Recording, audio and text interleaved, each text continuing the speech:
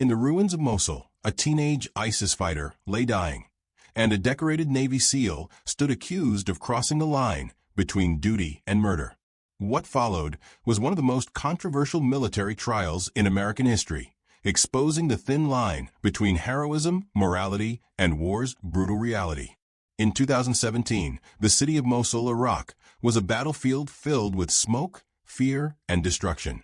The war against ISIS was at its peak, and American forces were working alongside Iraqi soldiers to push back the extremist group. Among the U.S. troops deployed there was Chief Petty Officer Edward "Eddie" Gallagher, a seasoned Navy SEAL in his late 30s. Known for his toughness and experience, Gallagher had spent nearly 2 decades in the Navy, serving on multiple combat tours. To many within his unit, he was a warrior who thrived in the chaos of battle. To others, he was a man whose aggressive leadership had crossed the line. Gallagher was part of SEAL Team 7 Alpha Platoon, an elite group of men trained for dangerous, high-intensity missions. The team's task in Mosul was to assist Iraqi forces in retaking the city from ISIS control, street by street, building by building. The environment was brutal. Mortar fire, snipers, and suicide bombers were part of daily life. Every mission demanded calm under pressure, and Gallagher had that reputation, a fighter who stayed steady when everyone else was losing focus. But as the months went on, the men under his command began to see changes in his behavior. Some said Gallagher had become reckless, obsessed with killing. Others defended him, saying he was simply doing his job in a war where hesitation could mean death. Within the platoon, quiet conversations turned into tension. It was the kind of unease that spread fast but rarely got spoken about openly. The turning point came one hot afternoon in May 2017.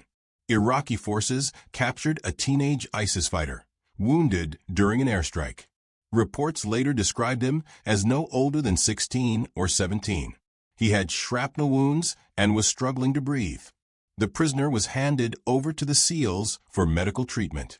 According to several witnesses, Gallagher knelt beside the boy, examined his injuries, and then, without warning, took out his hunting knife and stabbed him in the neck and side. The boy's body went still. Moments later, other SEALs saw Gallagher standing over the corpse, saying, "He's mine." The team was stunned. Some froze in disbelief, while others tried to convince themselves they'd misread the scene. A few SEALs helped move the body, and later, several said they saw Gallagher pose for photos with the dead teen. In those photos, Gallagher was smiling, a disturbing image that would later become central to his case.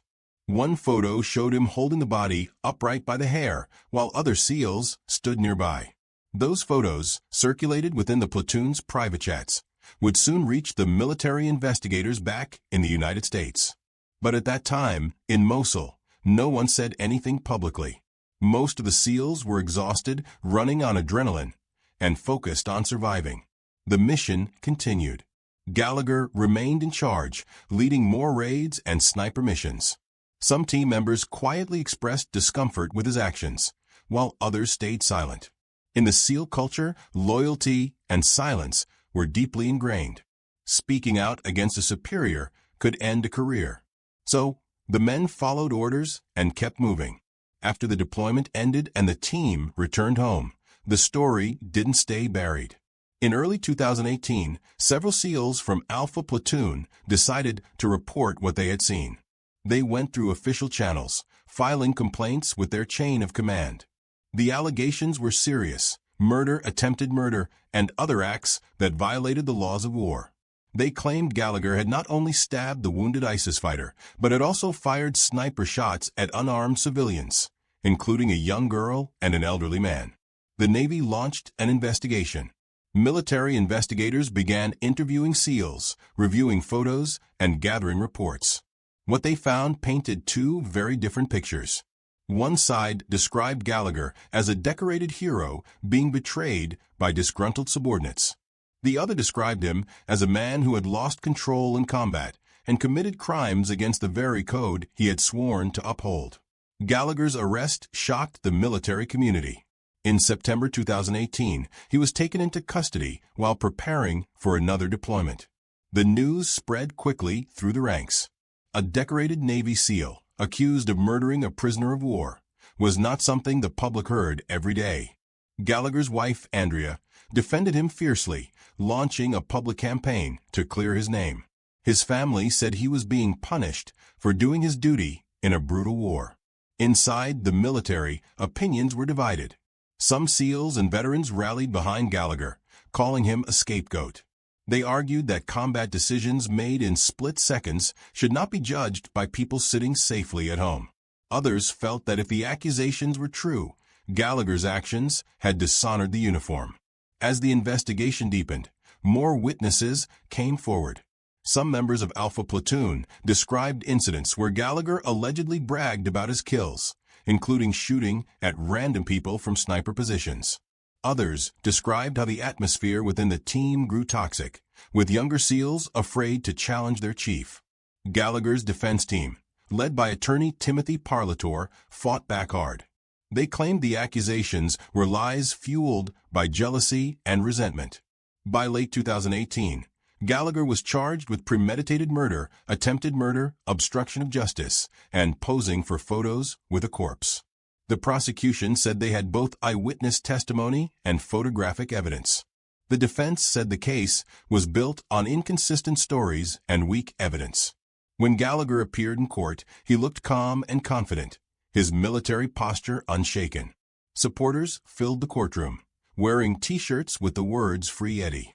Outside, television cameras captured every move, turning the case into a national story.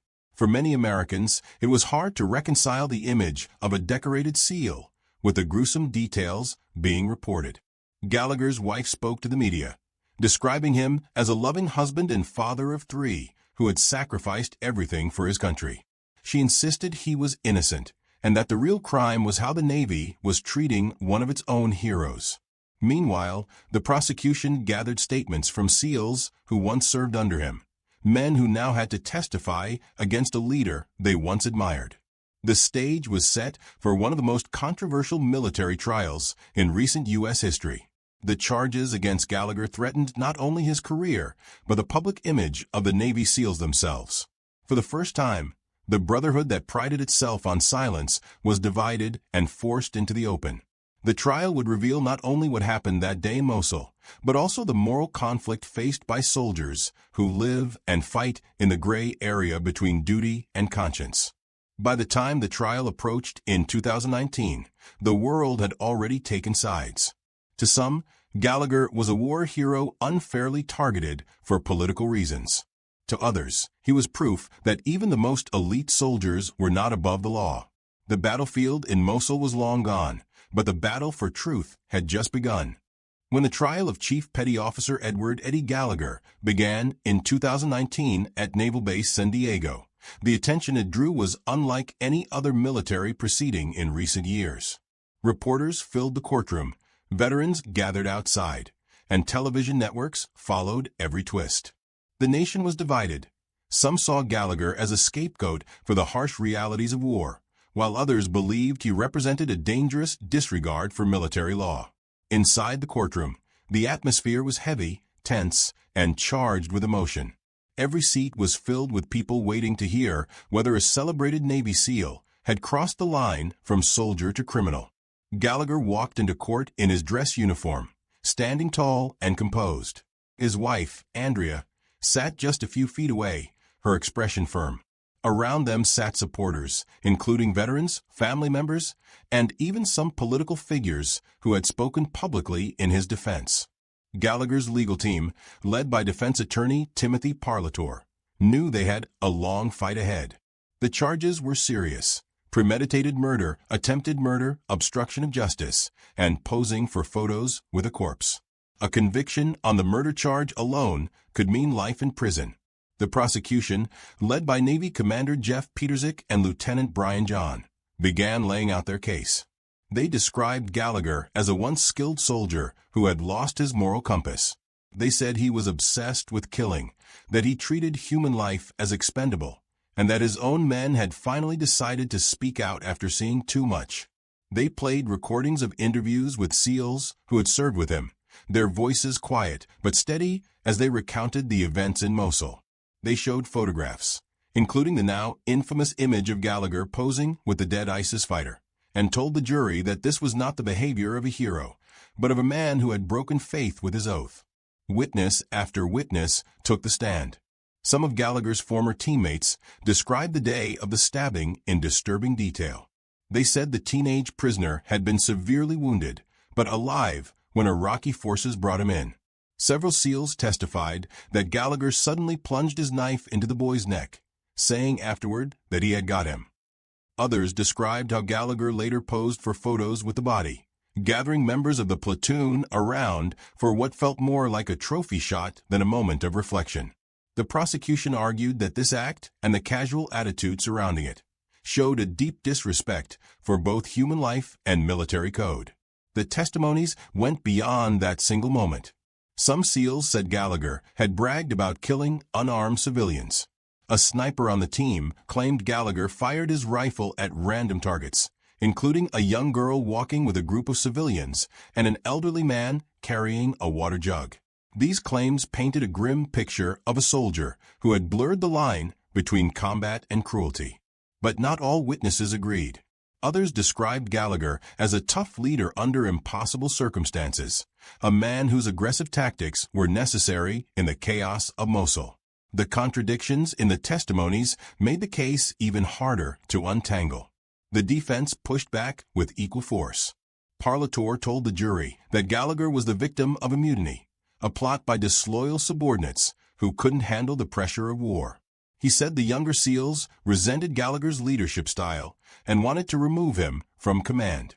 The defense questioned the credibility of witnesses, pointing out inconsistencies in their statements and the lack of physical evidence linking Gallagher's knife to the teenager's death. This case, Parlator said in court, is about revenge, not justice. The defense also highlighted Gallagher's record: a decorated SEAL with 8 deployments, multiple Bronze Stars, and a reputation for bravery under fire. They reminded the jury that Mosul was one of the most dangerous war zones on Earth, and decisions there were made in seconds, not minutes. They argued that what the prosecution called murder was in fact the fog of war, a tragic misunderstanding, not a crime. Tensions rose as the trial continued. SEALs who had once fought side by side now sat across from each other in court, forced to choose between loyalty and truth. Some witnesses appeared uneasy, glancing at Gallagher as they testified. Others looked down, speaking softly about moments they said they wished they could forget. The courtroom felt less like a place of law and more like a battlefield for the soul of the SEALs themselves. Outside the courtroom, the case was becoming a political storm. Conservative media outlets framed Gallagher as a hero betrayed by his own government. His supporters said the prosecution was punishing him for doing what needed to be done in war. Critics, meanwhile, argued that defending such actions would erode the very ethics the U.S. military claimed to uphold. The debate reached all the way to Washington. Lawmakers and high-ranking officials commented publicly, some calling for leniency, others demanding accountability. The case had grown larger than Gallagher himself. It had become a national conversation about morality, honor, and the cost of war. As the trial went on, the prosecution's case began to strain under pressure. There were no clear forensic results proving the knife wound had caused the boy's death. No video evidence showed the moment of the stabbing.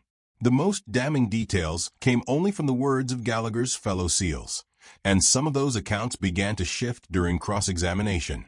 Defense attorneys seized on those inconsistencies, asking why some men had waited months to report the incident and why others had participated in the photo but later called it evidence of a crime. The courtroom exchanges grew heated. At one point, the prosecution accused Gallagher's defense of trying to intimidate witnesses. The defense fired back, accusing investigators of misconduct, including secretly tracking emails between Gallagher's lawyers and journalists. The judge reprimanded both sides more than once, struggling to maintain control over a case that seemed to grow more chaotic by the day. Through it all, Gallagher sat silently, his expression unreadable. His wife remained by his side, holding his hand during breaks. His brother, Sean Gallagher, spoke to the media daily, insisting that Eddie was innocent and that the trial was politically motivated. His family's public campaign gained momentum, drawing more attention and support. Then came a turning point in the public perception of the case. President Donald Trump, who had been following the story, posted a message on social media in support of Gallagher, saying the SEAL had been treated unfairly. He later ordered Gallagher's release from pretrial confinement, where he had been held in a Navy brig for months. The decision was controversial, but it boosted Gallagher's standing among his supporters and shifted the tone of the coverage. The story was no longer just about a single soldier on trial. It had become a test of the military justice system itself. Inside the courtroom, the lawyers prepared for the final stretch. The prosecution was confident their witnesses had told the truth, that their testimony showed a pattern of brutality. The defense believed they had raised enough doubt to make a conviction impossible. But one final testimony would change everything, a statement no one in the courtroom expected, one that would alter the outcome of the entire case. That moment was still to come. For now, the courtroom waited, silent and tense, as the final witnesses prepared to take the stand. Gallagher's fate, his freedom, his career, his name, hung in the balance. The trial had already exposed deep cracks in the SEAL community, testing the meaning of brotherhood, honor, and truth under the harsh light of justice. And yet, the most shocking revelation of all was still ahead, waiting to be spoken aloud in a few unforgettable words. The final phase of Eddie Gallagher's trial began under an atmosphere so tense that even the smallest movement in the courtroom drew attention. Weeks of testimony had painted conflicting pictures of the same man. To some, Gallagher was a fearless Navy SEAL who had given everything to his country. To others, he was a soldier who had lost control and committed unthinkable acts under the fog of war. The jury, made up of 5 Marines, 2 sailors, and a Navy officer, sat quietly as the defense prepared to call their final witnesses. Everyone knew the case could turn at any moment. When Special Operator Corey Scott took the stand, the courtroom fell silent. Scott, a Navy SEAL medic in his early 30s, had been there in Mosul that day in 2017. He was one of the few people who had seen the wounded ISIS prisoner up close and had been treating him before his death. Until this moment, the prosecution had presented Scott as one of their key witnesses. They expected his testimony to confirm that Gallagher had stabbed the teenager, causing his death. But what came next would stun everyone in the room. Under oath, Scott described how the teenage ISIS fighter had been gravely injured by an airstrike. He explained that Gallagher had indeed stabbed the boy once near the neck, but insisted that the wound was not fatal.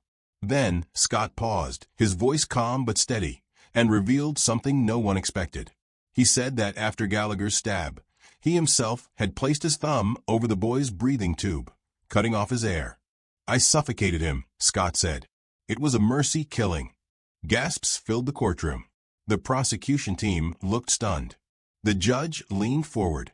Scott explained that he had made the decision on his own because he didn't want the badly wounded teen to be tortured by Iraqi forces, who were known for brutal treatment of prisoners. He said Gallagher's stab did not kill the boy. He was going to die anyway, Scott added quietly. The entire dynamic of the trial shifted instantly. The prosecution's main argument, that Gallagher had murdered the prisoner, was now in question. The defense seized the moment. Parlator turned to the jury and said, "You just heard it from their own witness. Chief Gallagher did not kill that fighter." It was the turning point the defense needed. The courtroom, once filled with certainty, now felt uncertain and shaken. The prosecutors tried to challenge Scott's claim, pressing him on whether he had changed his story under pressure. Scott didn't flinch. He said he had told the truth and that he wasn't afraid of the consequences. With that, the case that had seemed clear just days before was suddenly full of doubt. As the trial neared its end, both sides made their final arguments. The prosecution urged the jury not to be swayed by sympathy or politics. They reminded them of the photos showing Gallagher grinning beside the dead body, the testimonies describing his violent behavior, and the rules of war that every soldier is bound to follow. "This is not about politics or heroism," the prosecutor said. "It's about accountability. No one is above the law, not even a Navy SEAL." The defense, on the other hand, painted a different picture. They said Gallagher was being punished for being a strong leader, for pushing his men hard in a dangerous war zone. They said the case was built on jealousy, bitterness, and confusion. This trial, Parlator told the jury, has been about betrayal. Betrayal from within. Chief Gallagher is guilty only of doing his job. When the jury left to deliberate, no one knew which way they would go. The world outside waited for the verdict, as news networks replayed the key moments of the trial. For 2 days, the courtroom sat in suspense. Gallagher remained quiet, his eyes fixed forward, while his wife waited beside him. Finally, on July 2, 2019, the jury returned. The judge asked the foreman to read the decision.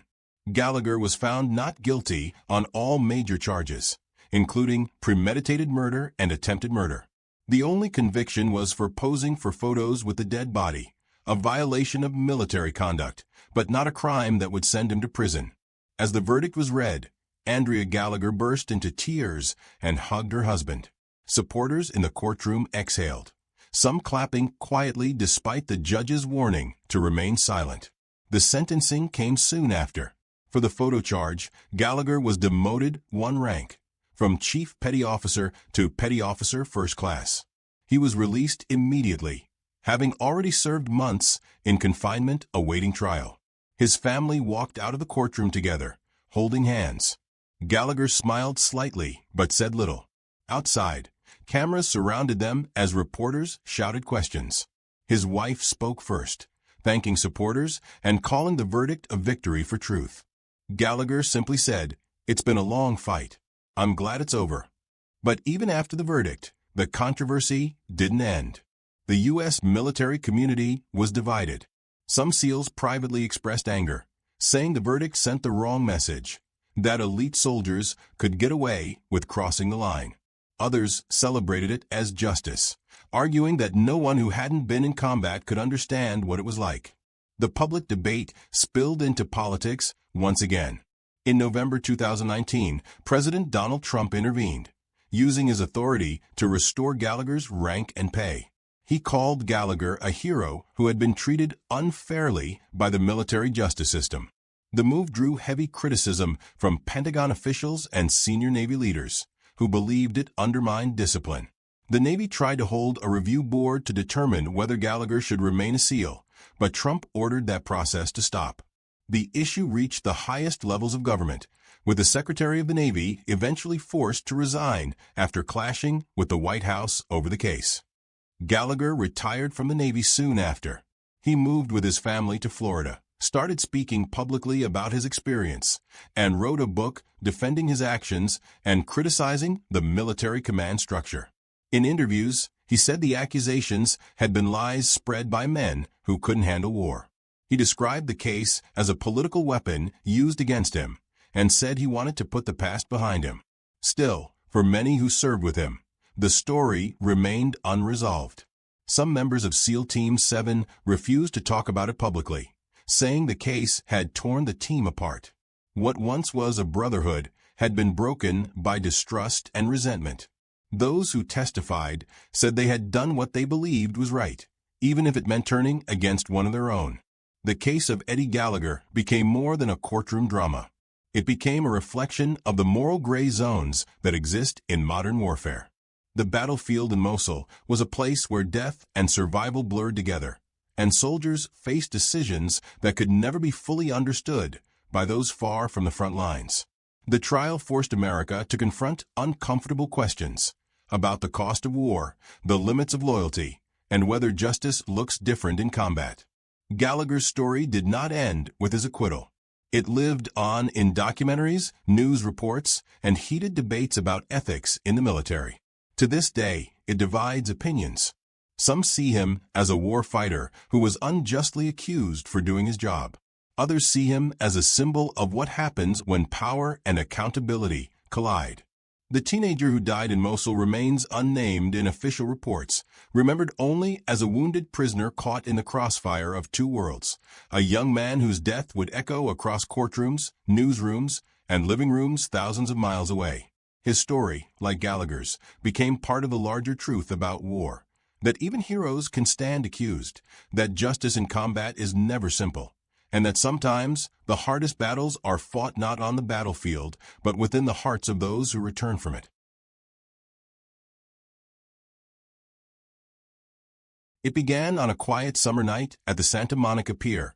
Two strangers, a decorated Navy SEAL and an eccentric drifter, crossed paths under the glow of carnival lights. Minutes later, one was dead. What drove a trained soldier to turn his discipline into deadly violence? On a warm June evening in 2016, the Santa Monica Pier in California was crowded with tourists, street performers, and families enjoying the ocean breeze. It was the kind of place where music, laughter, and sea air mixed easily. But on that night, what began as an ordinary scene turned into one of the city's most shocking crimes. Two men who had never met before, Theo Kraft, a 28-year-old former Navy SEAL, and Chris Anderson, a 57-year-old local man, would cross paths in a brief, tense encounter that ended in violence and death. Theo Kraft had served several years as a Navy SEAL, part of an elite military unit known for discipline, strategy, and endurance. His background carried the weight of precision and control, skills honed under extreme conditions. After leaving the military, Kraft settled in California and tried to rebuild a normal life. Like many veterans, the adjustment wasn't simple. Civilian life lacked the structure and brotherhood of the military. Friends described him as intense and quiet, someone who carried himself like a soldier even in ordinary moments.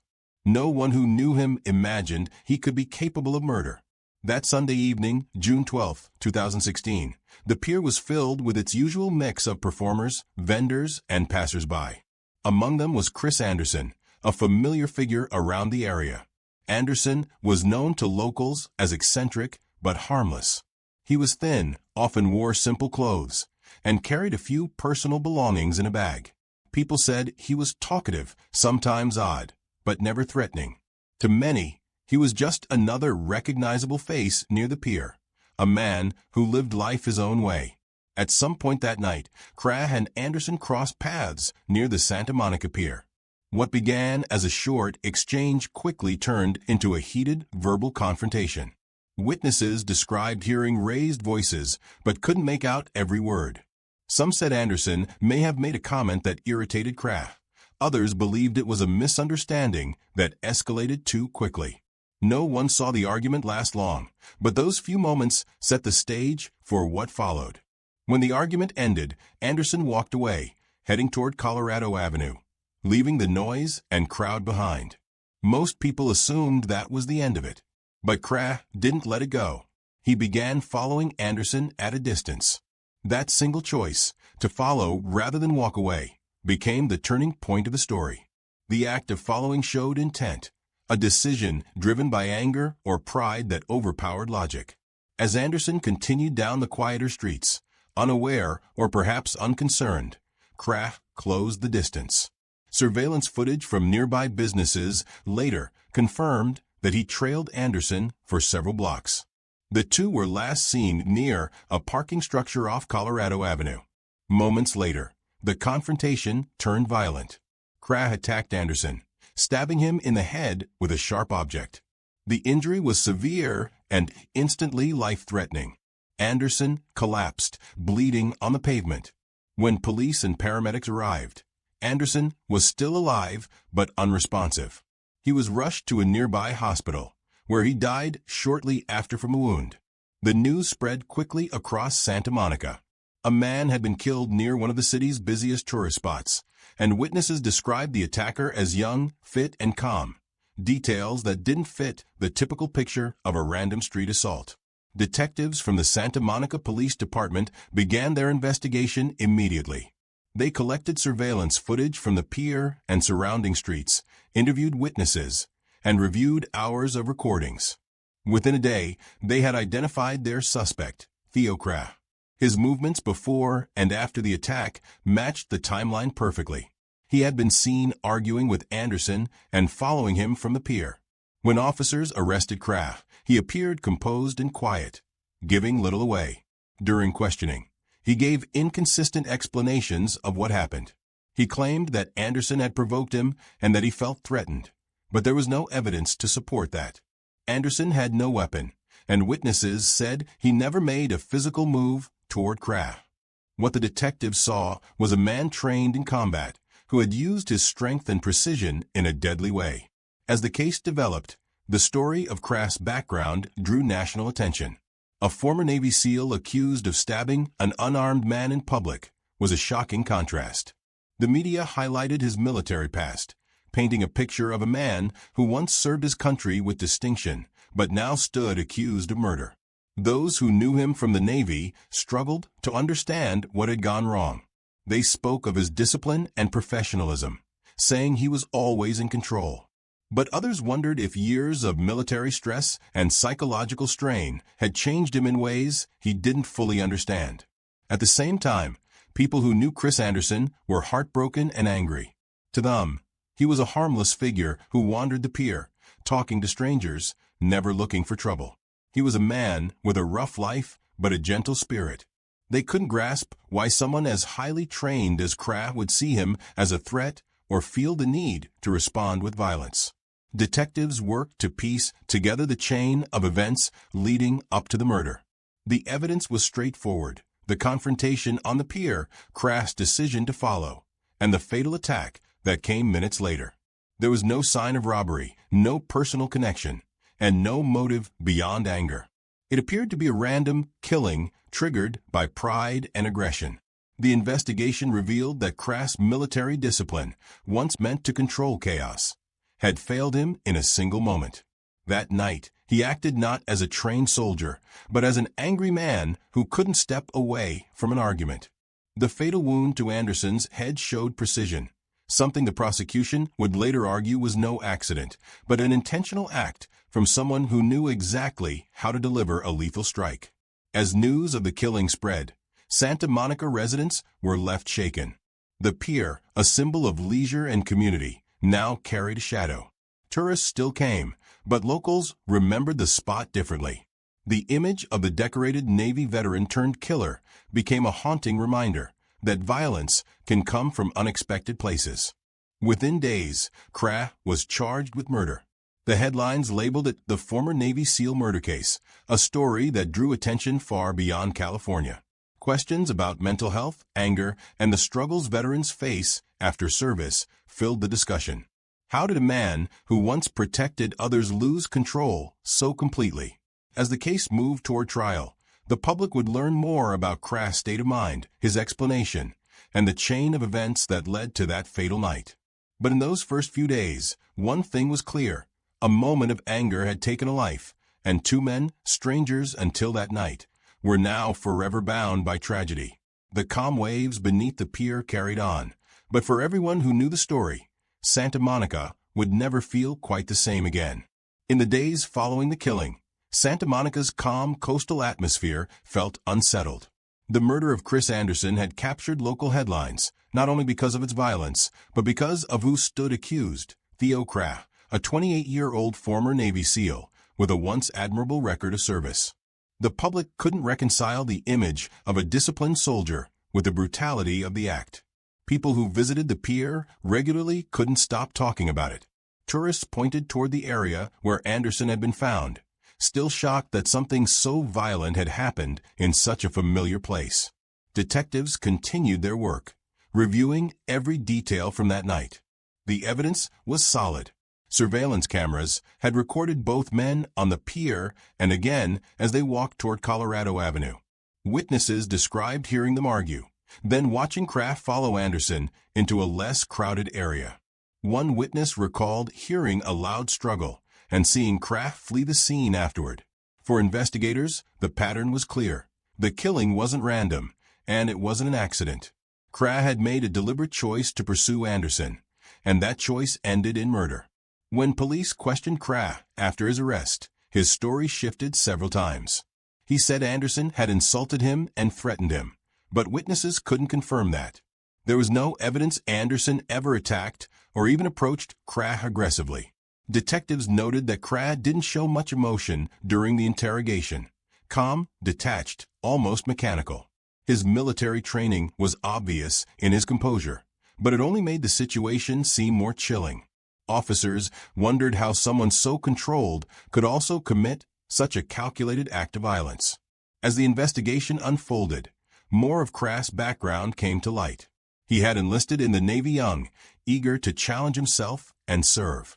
Becoming a SEAL required endurance, strength, and mental toughness, qualities that defined him during his service. He had trained in tactics, survival, and combat, all the skills that could turn a person into a weapon when misused. Former teammates described him as intense but dependable. He wasn't known to be violent or impulsive. That made the events in Santa Monica even harder to explain. Crass' time after the Navy had been less steady. He tried different jobs, lived in various parts of California, and seemed to struggle with finding purpose. Those who knew him outside the military said he sometimes appeared restless and easily irritated, though still polite and disciplined on the surface. Some suggested he might have been dealing with post-service stress, possibly even symptoms of post-traumatic stress disorder, though there was no confirmed diagnosis. It was speculation, but it added to the growing conversation about what could drive a decorated veteran to commit such a crime. Meanwhile, the story of Chris Anderson was also unfolding in the media. Reporters learned that Anderson was a longtime Santa Monica resident, a man who lived on the edge of stability. He was known by local vendors and street performers, often seen talking to strangers or sitting near the pier railings, watching the ocean. He didn't have much, but he was part of the pier's rhythm, the kind of person people recognized even if they didn't know his name. To those who knew him, the idea that he died after a simple argument felt senseless. Anderson's friends described him as eccentric, sometimes blunt, but never violent. As the investigation deepened, detectives collected forensic evidence from the crime scene. Blood, fingerprints, and security footage tied Crass directly to the stabbing. The medical examiner confirmed that Anderson had died from a stab wound to the head, a fatal and precise injury. Prosecutors later said the wound's accuracy showed skill, suggesting Crass knew exactly how to inflict maximum damage, knowledge that came from his SEAL training. It was a grim reminder that even the discipline learned for defense could become deadly in a moment of uncontrolled rage. News of Crass' arrest spread quickly across California and eventually made national headlines. The story struck a chord because it wasn't a typical street crime. It was a story about a man trained to protect others who had instead taken a life. The contrast between Crass' heroic past and his violent act created a moral and emotional conflict that fascinated and disturbed the public. Talk shows debated the case, some focusing on mental health issues among veterans, others condemning the act as cold-blooded murder with no excuse. Inside the Santa Monica Police Department, detectives felt confident about the strength of their case. They had a timeline, witness statements, and physical evidence. Still, they wanted to understand motive. Why a man like Crass would do this? Theories varied. Some believed Crass' pride had been wounded by something Anderson said during their argument. Others thought the stress of post-military life had left him on edge, looking for a fight without realizing the full weight of his actions. But even those explanations didn't satisfy anyone completely. Crass' arrest left a deep mark on those who had served with him. His former SEAL colleagues described disbelief when they learned of the charges. They said Crass had been respected and skilled, a man who handled pressure better than most. To them, the man in the headlines seemed like someone else entirely. Some expressed sympathy, suggesting that the transition from combat life to civilian life can be isolating. Others were angry, saying his actions had dishonored their service and the brotherhood they shared. In Santa Monica, the community held a small memorial for Chris Anderson near the pier, where he had spent so much of his time. People brought flowers, candles, and handwritten notes. Many who gathered there didn't know him personally, but his death had left them uneasy. The pier was supposed to be a place of joy, not violence. Parents told their children to stay close. Street performers said the energy of the area felt changed, as if something innocent had been lost. As the months passed, the case moved from the streets to the courtroom. Prosecutors prepared to argue that Crass' actions were intentional, the result of anger and arrogance rather than self-defense. They planned to use his training against him, showing that a man with such specialized combat skills would understand exactly how deadly his attack would be. The defense, on the other hand, was expected to claim that Krah had reacted out of fear and confusion, not malice, that his mental state after military service had affected his judgment that night. The legal battle ahead promised to be complex. Both sides were preparing to dissect not only what happened that night, but who Theo Krah really was, a disciplined veteran who lost control for a moment, or a man who turned his training into a weapon against an unarmed stranger. Reporters filled the courtroom during pre-trial hearings, and every new piece of evidence drew attention. The quiet, unsettling question hung in the air. What truly pushed Theo Krah to follow Chris Anderson that night? By the end of that year, the facts were clear even if the motive was not. Two strangers met by chance on a busy pier. Words were exchanged, tempers rose, and one man chose to follow the other into the dark. Minutes later, one was dead. The other, a soldier once trusted with national security, was behind bars. The story had shifted from shock to scrutiny, as prosecutors and defense attorneys prepared to reveal two very different versions of the same night. What would follow in court would decide not just Theo Krah's fate, but how the world would remember the man behind the uniform. By the time Theo Krah's case reached court, Santa Monica had lived with the story for months. What had started as a random confrontation between two strangers had grown into a national conversation about discipline, rage, and the human cost of losing control. In the courthouse, the atmosphere was heavy. On one side sat Krah, the 28-year-old former Navy SEAL whose life had once revolved around structure and purpose. On the other side were the friends and family of 57-year-old Chris Anderson, a man whose life had been simple and unpredictable, now reduced to a name in a murder trial. From the beginning, the prosecution made its argument clear. They said Krah's actions were not an accident or an impulsive scuffle gone wrong. They were deliberate. The evidence spoke for itself. The argument on the pier, Krah's decision to follow Anderson down Colorado Avenue, the violent precision of the fatal stab wound.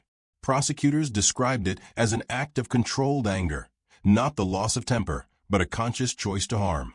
They told the jury that Krah, a man trained to fight and survive under the harshest conditions, understood the power he held in that moment and chose to use it the wrong way. Krah's defense team painted a different picture.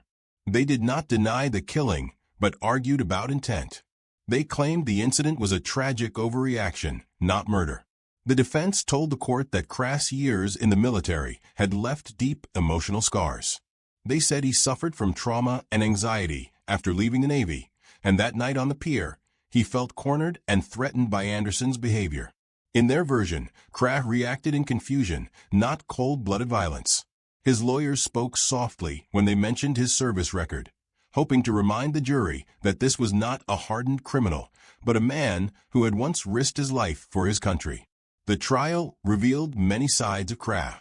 Witnesses from his military past described him as sharp, confident, and calm under pressure. A few spoke about how the transition back to civilian life had been difficult for him. They said he sometimes appeared distant, uneasy, or short-tempered in stressful situations. The prosecution countered that none of those traits excused what happened, that the moment Krah chose to follow Anderson, he crossed a line no personal struggle could justify. Video footage was played in court. It showed the two men near the pier arguing. Anderson's gestures were animated but not threatening.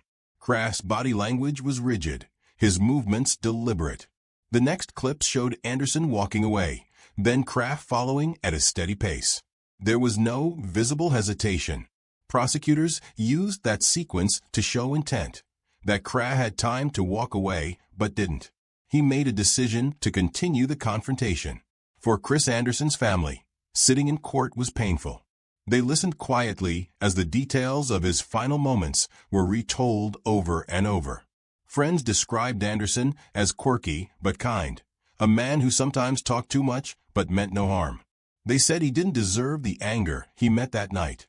Photos of Anderson, smiling and relaxed by the ocean, were shown to the jury, a reminder that behind the case files was a human life cut short in an instant. Krah's demeanor during the trial drew attention. He sat mostly still, hands clasped, speaking only when asked. When he took the stand, his voice was calm, but strained. He admitted following Anderson and confronting him again. He said Anderson had insulted him and made gestures he interpreted as threatening. He claimed he acted instinctively, without realizing how severe the outcome would be. "I didn't mean for him to die," he said quietly. "I just wanted him to stop." But the prosecution pressed hard, reminding the jury that the fatal wound, a precise stab to the head, showed control, not panic. The case lasted several weeks. As both sides presented their closing arguments, the courtroom was tense. The prosecution asked for a conviction on second-degree murder, saying the evidence proved Krah acted with intent, even if not premeditated. They told the jury that a man trained to kill had used his skill not in defense, but out of anger. The defense pleaded for understanding, asking the jury to see a veteran struggling with his past, someone who made a tragic mistake rather than a deliberate choice. When the jury returned, the courtroom was silent. They found Theo Krah guilty of second-degree murder. The decision carried weight. It recognized intent, but not full premeditation. Krah's expression barely changed as the verdict was read. He looked down, then toward his family seated behind him. For them, it was the end of months of uncertainty. For Chris Anderson's family, it was the closest thing to closure they could have. At sentencing, the judge spoke directly to Krah. He acknowledged his military service, but said that training and discipline made his actions even more troubling. "You were taught to control your instincts," the judge said. "You were trained to protect, not destroy. What happened that night was a betrayal of that training." Krah listened quietly as he was sentenced to prison for second-degree murder, his years of freedom replaced by decades behind bars. Outside the courtroom, the reactions were divided. Some people felt sympathy for Krah, seeing his story as a tragic example of how veterans can struggle after returning home. Others saw only the brutality of his actions and the life he took. The media revisited the case in documentaries and articles, often framing it as a cautionary tale about anger and control. In Santa Monica, life on the pier eventually returned to normal. The sounds of music, laughter, and the ocean filled the air again. But for those who remember the story, it was impossible to forget what had happened there. The memory of two men crossing paths, one lost in his own world, the other carrying the weight of his past, lingered like a shadow. Krah's conviction marked the end of the legal story, but not the moral one. People continued to question why he hadn't simply walked away. His decision to follow Anderson, made in anger, had destroyed two lives, the victim's and his own. It became a story about the power of a single choice and how quickly discipline can collapse when emotion takes over. In the years since, the case of Theo Krah has often been cited in discussions about post-military life, trauma, and accountability. It's a reminder that no amount of training can protect a person from themselves if they lose control. Chris Anderson's death became a symbol of senseless violence. Theo Krah's fall became a warning about how pride and rage can undo even the strongest minds. As the final chapter closed, the story left behind more questions than answers about justice, forgiveness, and the fragile line between control and chaos. On that quiet night in Santa Monica, two men's paths crossed for only a few minutes. But those minutes rewrote their fates forever, turning a simple argument into one of the city's most haunting tragedies.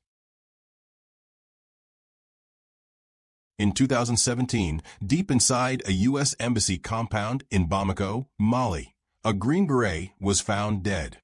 No gunfire, no enemy ambush, just silence and his own teammates nearby. What happened that night would expose betrayal, corruption, and a deadly secret hidden within America's most elite warriors. In the humid heat of Bamako, Mali, in June 2017, a tragedy unfolded inside a quiet U.S. Embassy housing compound. Staff Sergeant Logan Melgar, a 34-year-old Green Beret assigned to the 3rd Special Forces Group, was found dead in his room. To the outside world, it seemed like a freak accident. But what began as a mysterious death in a faraway place would soon expose cracks within one of the most elite branches of the U.S. military. Behind the layers of secrecy, loyalty, and silence, The story of what happened to Melgar revealed betrayal among brothers in arms, and the fatal consequences of corruption and arrogance within a tight-knit Special Operations Unit. Staff Sergeant Logan Melgar was known among his peers as calm, disciplined, and principled. He was not the loudest man in the room, but people noticed his focus. Originally from Lubbock, Texas, he had joined the Army out of a genuine sense of duty. He was married to Michelle Melgar, and together they shared a quiet life rooted in loyalty and purpose. In Mali, Melgar was part of a small U.S. Special Operations team supporting counterterrorism missions in West Africa. The mission involved working with local forces and intelligence networks to track extremist activity across the Sahel. Living and operating alongside Navy SEALs and Marine Raiders, his team was supposed to be a mix of some of the most capable soldiers in the U.S. military. Among them were 2 Navy SEALs, Chief Petty Officer Anthony Didolph, a 39-year-old former professional mixed martial artist, and Chief Petty Officer Adam Matthews, 35, an experienced special operator who had served multiple deployments. Alongside them were 2 Marine Raiders, both part of the U.S. Marine Corps Special Operations Command. The group was stationed in Bamako, working closely but informally, with lines between commands often blurred. The shared compound was more than just a home base. It was an intense, insular environment. In small teams like this, every move was noticed, every rumor traveled fast, and any tension could quietly grow into resentment. Melgar's death began long before that fateful night. It started with suspicion, a quiet sense that something wasn't right. Melgar had discovered something that deeply bothered him. According to later investigations, he believed some of his fellow servicemen were involved in financial misconduct.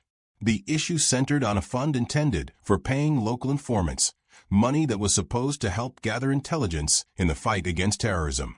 Melgar suspected that some members of his unit were pocketing those funds. It wasn't just rumor to him. He saw enough to be convinced it was happening.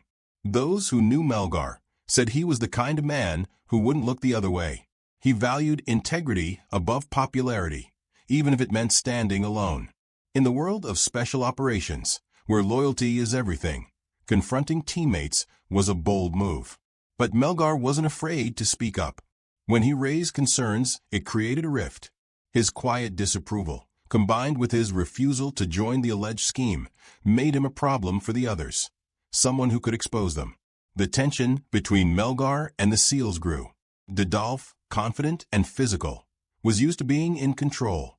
Matthews, older and more strategic, tried to maintain an image of professionalism, but both resented Melgar's distance.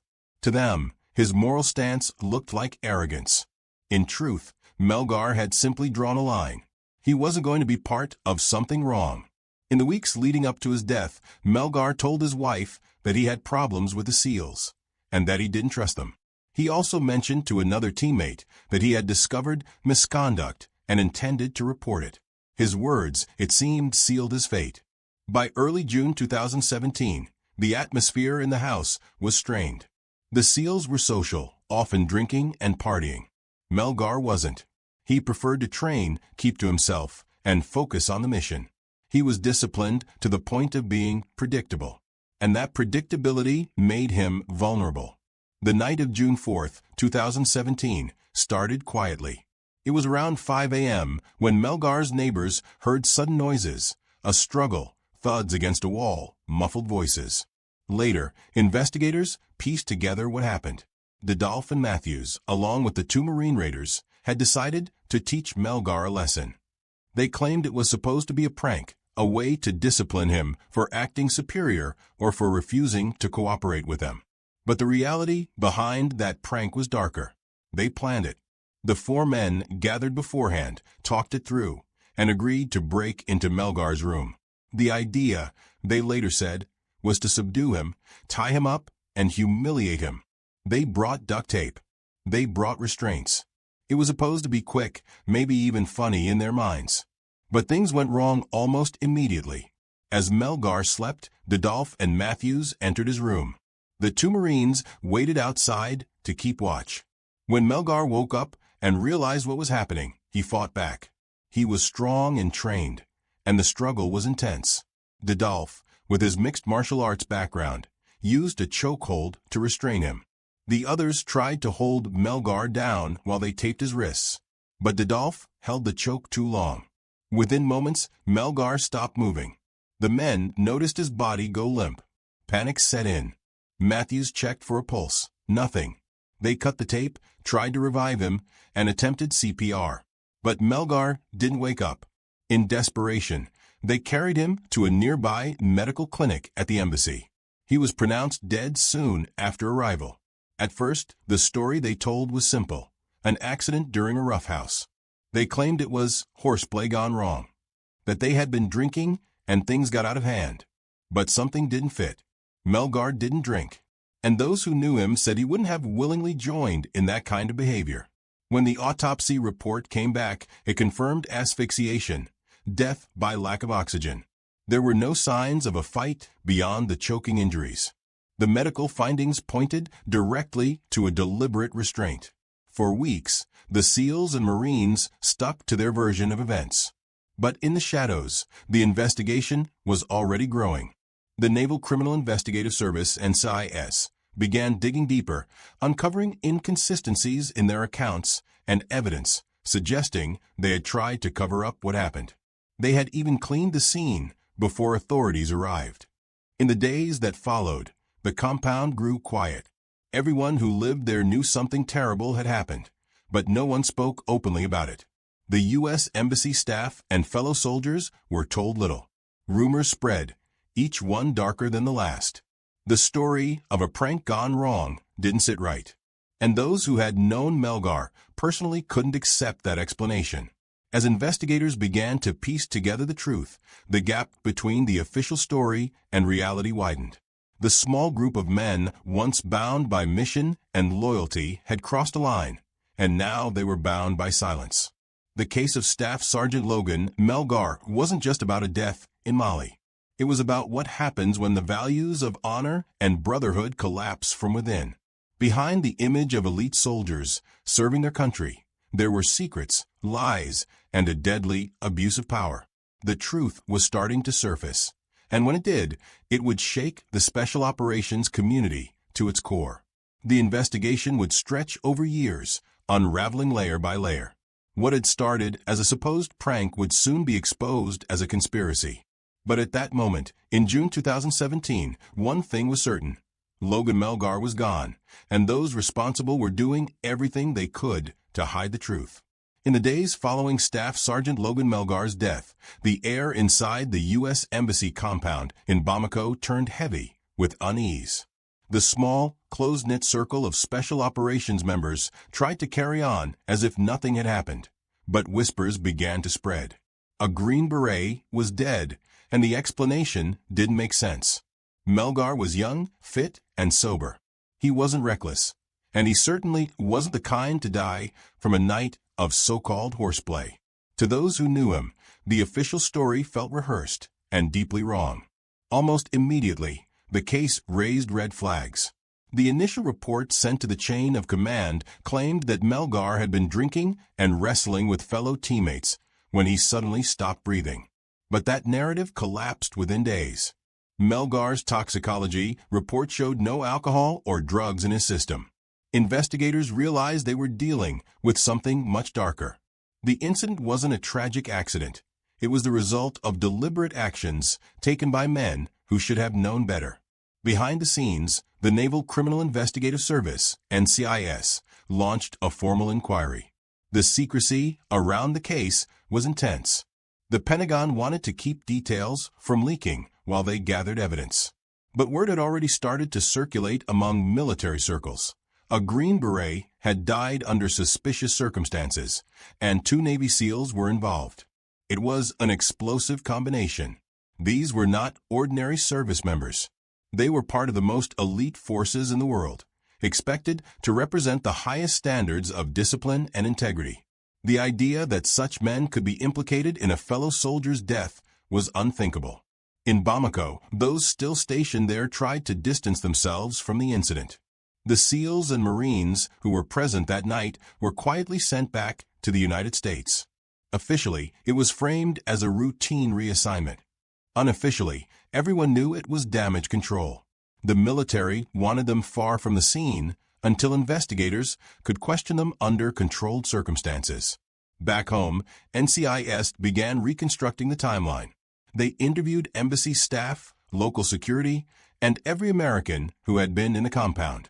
They found inconsistencies in the statements of Chief Petty Officers Anthony Didolph and Adam Matthews, as well as the two Marine raiders. The men's stories didn't align, not with each other and not with the physical evidence. One claimed they had just been playing around. Another said they had been angry with Melgar for isolating himself. A third said it was meant to be a prank. But the one thing they agreed on was that they didn't mean to kill him. Investigators soon learned that the group had planned the confrontation in advance. Didolph, Matthews, and the Marines had discussed teaching Melgar a lesson. They felt he was acting self-righteous, that he was disrespecting them by avoiding social gatherings and working alone. Didolph, who had trained as a mixed martial artist, was confident he could subdue Melgar without causing harm. What they didn't count on was how quickly things could spiral out of control. The investigation revealed that before the attack, the four men had gathered to drink and plan. They prepared duct tape and restraints. One of them even rehearsed how they would sneak into Melgar's room. It wasn't spontaneous. It was organized. They had discussed every step, including how to restrain him once inside. But what they didn't discuss, or refused to admit, was the underlying reason for the hostility. Reports later indicated that Melgar had discovered financial misconduct involving the group. Specifically, money intended for paying local informants had gone missing, and Melgar had uncovered it. He had allegedly told others that he was planning to report it up the chain of command. The motive for the lesson suddenly made more sense. This wasn't about personality clashes or pranks. It was about control, silence, and protecting themselves from exposure. As NCIS continued to dig, they found that after Melgar's death, the men had gone to great lengths to cover their tracks. They cleaned the scene before calling for help. They delayed notifying superiors. They even crafted a false narrative to present to embassy medical personnel, saying Melgar had simply passed out during a friendly scuffle. The lies were coordinated, and each man played his part. Back in the U.S., Michelle Melgar, Logan's widow, waited for answers that never came. The official communications she received were vague, full of military formality and no clarity. She was told that Logan had died in an accident, that there was an ongoing investigation, and that details couldn't be released. But Michelle knew her husband. He wasn't careless. He didn't take unnecessary risks. She refused to believe his death was random. Months passed before the military publicly acknowledged that the case involved foul play. By then, NCIS had gathered enough evidence to confront the men involved. Each of them was called in for questioning multiple times. Their accounts changed slightly with every session. Investigators noted that Didolph and Matthews, both seasoned operators, seemed to be protecting something. When confronted with evidence that contradicted their story, they grew defensive. They blamed miscommunication, bad judgment, anything but intent. The case moved slowly, bogged down by layers of bureaucracy and secrecy. High-ranking officers wanted to ensure the investigation was airtight before making any charges. The Navy and Marine Corps both launched parallel reviews, aware that the scandal could severely damage the reputation of their elite units. The words Navy SEAL and Green Beret carried enormous weight in the public eye, symbols of courage, precision, and sacrifice. To see those names attached to a criminal act was devastating for the entire special operations community. In the meantime, media outlets began to dig. The story leaked to the press in late 2017, igniting public interest. Outlets like the Daily Beast and the New York Times reported that 2 Navy SEALs were under investigation in connection with the death of a Green Beret. The headlines were blunt, and the questions were hard to ignore. Why would elite soldiers turn on one of their own? What could drive such betrayal? Under mounting pressure, the Pentagon confirmed that an investigation was underway. They didn't share details, but the damage was already done. The secrecy that once protected the accused now looked like a cover-up. Inside the ranks, Morale took a hit. The story spread across bases and deployment zones. The idea that a man had been killed not by the enemy, but by his teammates. As NCIS built its case, it became clear that the key to understanding what happened lay in the group's dynamic. In such small teams, authority isn't just about rank, it's about personality, influence, and dominance. Didolf, with his physical presence and experience, had a commanding personality. Matthews was strategic, often acting as the bridge between SEALs and other units. The Marine Raiders were followers, more easily influenced by their higher-ranking peers. In that environment, peer pressure and group loyalty could distort judgment. What might have started as intimidation crossed the line into violence. Investigators uncovered another disturbing detail. The men had filmed part of the encounter on a GoPro camera.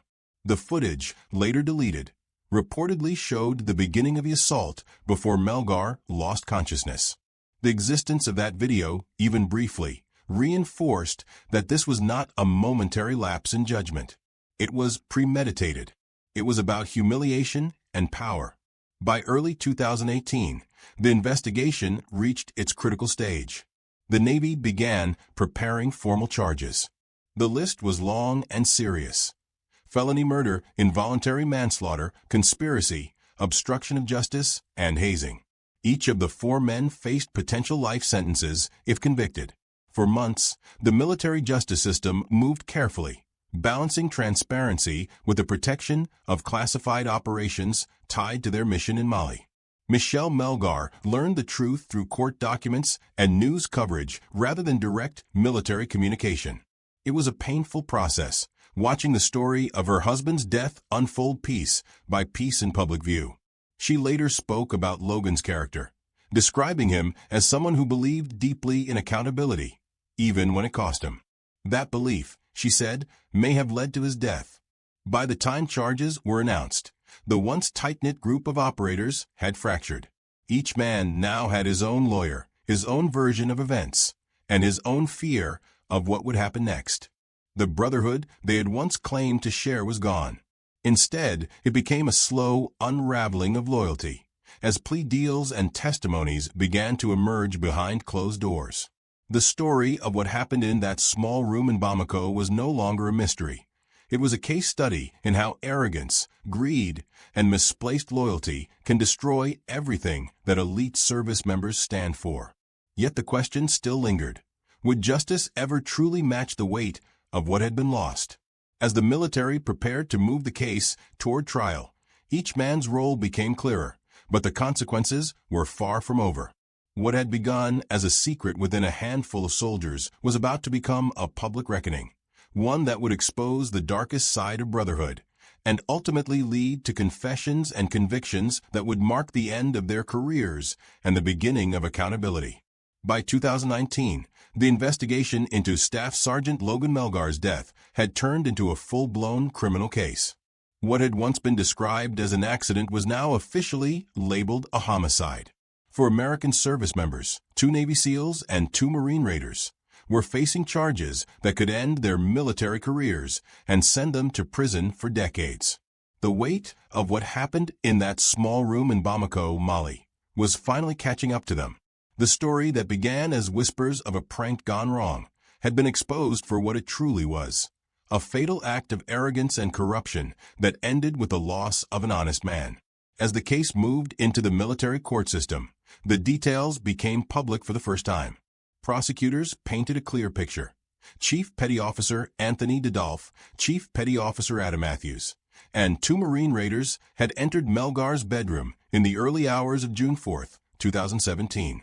They had duct tape, restraints, and a plan. Didolf, a skilled fighter, used a chokehold to restrain Melgar while the others held him down. They wanted to humiliate him, to make him submit. But Didolf held on too long, and within seconds, Melgar stopped breathing. The panic that followed was desperate and chaotic. They tried CPR. They rushed him to the embassy medical facility. But instead of reporting what happened immediately, they began to lie. They deleted evidence, fabricated a story about roughhousing, and even claimed Melgar had been drinking. That lie didn't hold up for long. But by the time investigators pieced everything together, the damage was irreversible. During court proceedings, the story of motive became clearer. Melgar had discovered that some team members were allegedly stealing money from an informant fund, meant to pay local sources for intelligence. He had refused to join in and told others he planned to report it. That made him a threat. For Didolf and the others, teaching him a lesson was a way to keep him quiet. But instead of protecting their reputation, they destroyed it. The courtroom was silent as prosecutors described the final moments of Melgar's life. There was no enemy ambush, no combat, no crossfire, just 4 men against 1, in a room inside their own secure compound. Witnesses from within the unit spoke about the culture of arrogance that had grown among some special operations teams, a belief that they were untouchable. One by one, those walls of silence began to crumble. Chief Petty Officer Adam Matthews was the first to accept responsibility. In 2019, he pleaded guilty to negligent homicide, conspiracy, and obstruction of justice. In his testimony, he admitted the plan was meant to embarrass Melgar for his perceived attitude, but acknowledged that it went too far. He expressed remorse, saying he never intended for Melgar to die. Matthews was sentenced to 1 year in military prison, demoted in rank, and removed from the Navy. It was a light sentence compared to what could have been, but his cooperation helped prosecutors pursue the others. The 2 Marine raiders, Staff Sergeant Kevin Maxwell Jr. and Gunnery Sergeant Mario Madera Rodriguez, followed.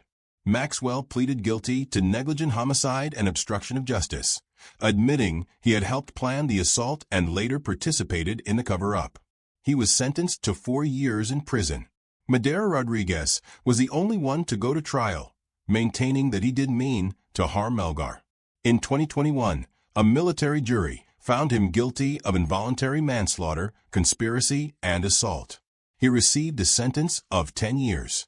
But it was Anthony Didolf, the man who had applied the fatal chokehold, whose case drew the most attention. In January 2021, after years of delays, he pleaded guilty to involuntary manslaughter, obstruction of justice, conspiracy, and hazing. His confession confirmed what investigators had long suspected. The act was deliberate, and the lies that followed were coordinated. Didolf told the court he had no intention of killing Melgar, and that his actions were part of a botched attempt to discipline him. The judge, however, saw through any attempt to soften the crime. Didolf was sentenced to 10 years in prison, reduction in rank, forfeiture of pay, and dismissal from the Navy. For Michelle Melgar, the sentencing hearings were bittersweet. She had spent years waiting for accountability, navigating official silence, and hearing rumors instead of facts. When the convictions were finally handed down, she said it brought a sense of relief, but not closure. Logan stood for integrity, she said. He did what was right, and he paid for it with his life. She continued to honor his memory by speaking about the importance of ethics in the military, reminding others that silence in the face of wrongdoing is a form of complicity. The turning point in the case had come long before the courtroom back in Mali, when Melgar chose to stand apart from corruption. That decision, to refuse involvement in stolen funds, set the events in motion. His killers claimed they were motivated by frustration, but the truth was that they feared exposure. They saw Melgar's honesty as a threat to their control. What happened to him was the ultimate betrayal, carried out by those who had once been considered brothers. After the sentencing, the military faced questions about oversight and accountability within special operations. Reports revealed that misconduct, substance abuse, and lack of supervision had been rising in some elite units. Melgar's death became a symbol of systemic failure, a warning about what can happen when discipline and moral judgment erode in isolated, high-pressure environments. The Navy and Marine Corps launched internal reviews, and leaders promised reforms aimed at restoring integrity in the ranks. The story of Staff Sergeant Logan Melgar is not one of mystery, but of misplaced loyalty and power unchecked. It's about a man who lived by principle, surrounded by others who forgot theirs. His death in that small, dimly lit room in Bamako exposed a truth the military could not ignore. Even among the most elite, corruption can fester when integrity is silenced. Years later, Melgar's name remains synonymous with courage, the quiet kind that refuses to bend when it would be easier to look away. The men who killed him now live with the weight of their choices, their careers destroyed, their honor stripped away. Justice, though slow, arrived in the form of confessions and convictions. But for those who knew him, the cost was beyond measure. In the end, the story of Logan Melgar stands as both a tragedy and a lesson. It reminds us that strength without integrity is weakness, that loyalty without morality is dangerous, and that silence in the face of wrongdoing can be deadly. Among the noise of excuses and shifting stories, one fact remains clear. A good man tried to do the right thing, and for that, he was killed by those who should have protected him.